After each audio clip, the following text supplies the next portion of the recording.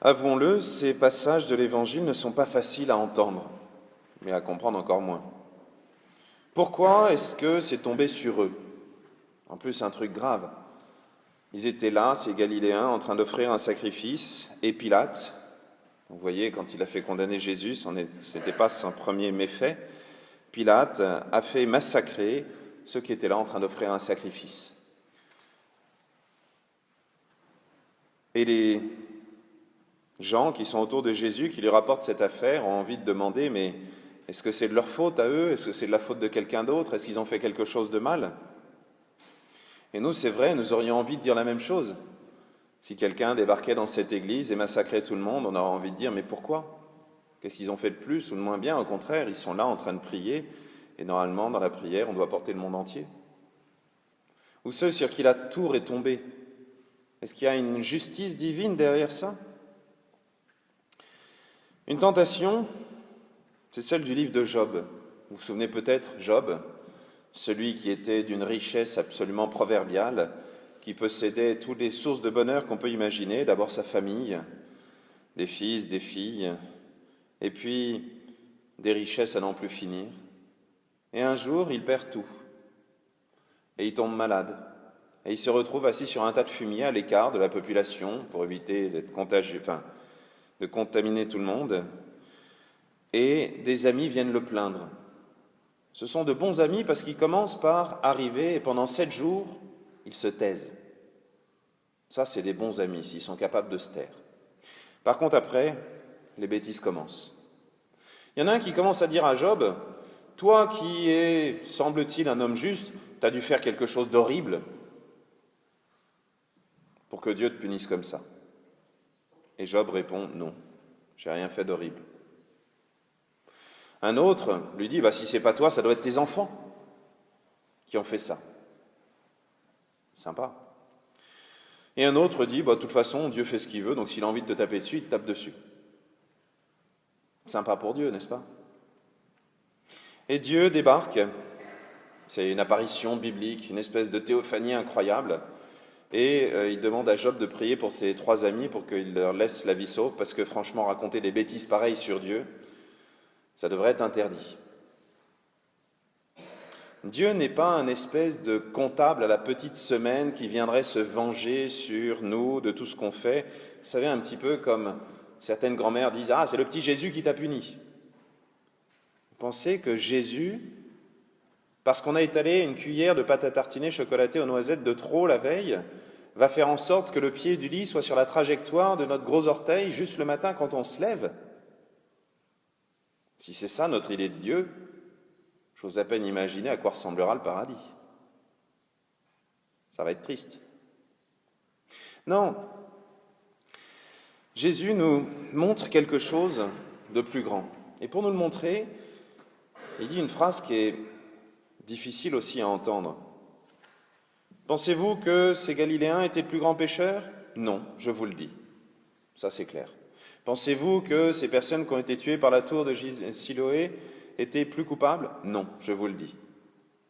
Première réponse. Mais, si vous ne vous convertissez pas, vous périrez tous de la même manière.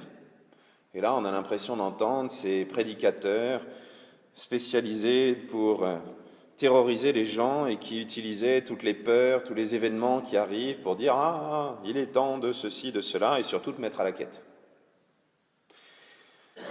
On fera quand même la quête tout à l'heure, vous inquiétez pas, mais mon but n'est pas de vous terroriser, au contraire, mon but c'est que tous ensemble, on soit capable d'entendre cette réponse de Jésus.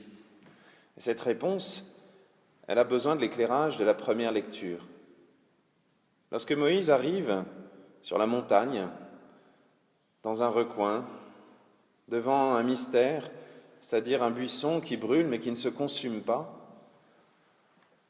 il rencontre Dieu. Ce buisson, c'est une image peut-être de la souffrance. La souffrance qui peut brûler notre vie, mais qui pourtant ne va pas la consumer. Parce que notre vie n'est pas consumée par une souffrance physique ou extérieure, ou même une souffrance morale. Notre vie est consumée par le refus d'aimer. Et c'est vrai que les deux souvent sont liés, et on a envie de répondre à la souffrance par la haine, on a envie de tout envoyer paître, de jeter ses béquilles par terre en disant « c'est trop injuste », avec sa coquille d'œuf sur la tête. Et pourtant, les deux ne vont pas obligatoirement ensemble. Dieu apparaît donc à Moïse en lui disant « Je suis », ce qui est le plus beau nom qu'on puisse donner à Dieu, celui qui est. Et il dit ensuite « Je suis le Dieu de tes pères », le Dieu d'Abraham, d'Isaac et de Jacob. Ce n'est pas pour donner un témoignage qu'il dit ça, mais c'est pour montrer que Dieu n'est pas mon Dieu à moi que je peux mettre dans ma poche, ma petite idole, mon petit fétiche que je peux accrocher au milieu du poteau de mon village et autour duquel je vais danser pour demander la pluie. Non. Dieu est notre Dieu. C'est ce qu'on dit dans la prière de tous les chrétiens, notre Père. C'est pas mon Père à moi pour moi tout seul et non, notre Père.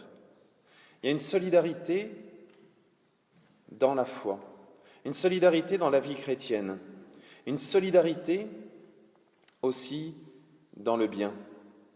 À chaque fois que nous nous élevons vers Dieu, eh bien, nous élevons le monde entier. À chaque fois que nous venons, par exemple, à la messe, c'est pour ça qu'on vient ensemble à la messe, ce n'est pas simplement pour nous que la messe agit, même si c'est vrai, elle agit mieux quand on est là, mais elle agit aussi pour le monde entier que nous sommes en train de porter dans la prière. Et là, nous commençons à comprendre un petit peu ce que Jésus répond. Si vous ne vous convertissez pas, vous périrez tous de la même manière. Jésus parle de la mort éternelle. Et il dit que le plus grave, ce ne serait pas de mourir accidentellement, parce que finalement, mourir aujourd'hui ou demain, qu'est-ce que ça change? Si c'est pour arriver au paradis, ça ne change rien. Et si on doit perdre son âme pour raccourcir notre vie de 2 jours, alors tout est perdu. Mais quel que soit le moment où on meurt, si c'est pour arriver au paradis, alors c'était le bon moment pour mourir. Oui, c'est ça le but de notre vie comme chrétien. C'est de bien mourir, c'est-à-dire de mourir pour la vie éternelle, de rentrer dans la vie éternelle. Est-ce que beaucoup d'entre vous, beaucoup d'entre nous, savent combien de semaines de gestation ils ont passé dans le ventre de leur maman? On s'en fiche. On est né, c'est ça qui est important. On est né, on est vivant, c'est ça qui est bien. Eh bien nous, comme chrétiens, ça devrait être la même chose. Qu'on passe quelques années de plus ou de moins sur cette terre, qu'est-ce que ça change à partir du moment où c'est pour rentrer dans le paradis, pour rentrer dans la vie éternelle? Et c'est pour ça que Jésus dit, eh bien nous, non, je vous le dis, et si vous ne vous convertissez pas, vous périrez tous de la même manière. Cela veut dire que si nous oublions de nous tourner vers Dieu, si nous laissons Dieu de côté, si nous refusons de l'aimer, eh bien nous allons véritablement périr d'une manière qui peut sembler triste et injuste, mais là qui le sera vraiment, parce que ça sera pour la vie, pour la mort éternelle.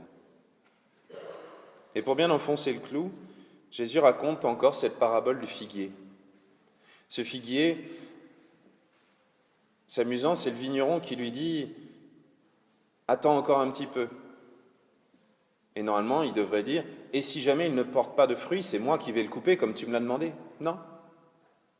Le patron vient le voir en lui disant de couper le figuier, et la réponse du vigneron « S'il ne donne pas de fruits, c'est toi qui le couperas ». C'est drôle. Je suis certain que vous ne l'aviez pas remarqué, celle-là.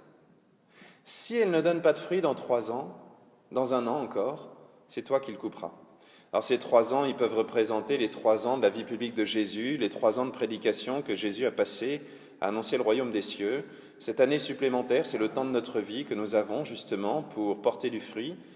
Et cette année, cette vie, elle est recouverte par du fumier, qui est le symbole de l'humilité. Eh bien, demandons à Dieu de savoir utiliser ce temps humble et limité, ce temps qui n'est peut-être pas marqué par une belle odeur de rose, ce temps de notre vie et des malheurs qui s'y déroulent, pour justement porter du fruit, parce que nous savons que de toute façon, c'est à notre Dieu que revient la décision de couper ou pas, et nous savons qu'en lui, nous pouvons mettre toute notre confiance, parce que c'est lui qui va nous permettre de porter du fruit. Alors que Dieu nous aide à vivre ce temps de carême en vivant comme des ressuscités déjà, en vivant comme ceux qui attendent la résurrection. Amen.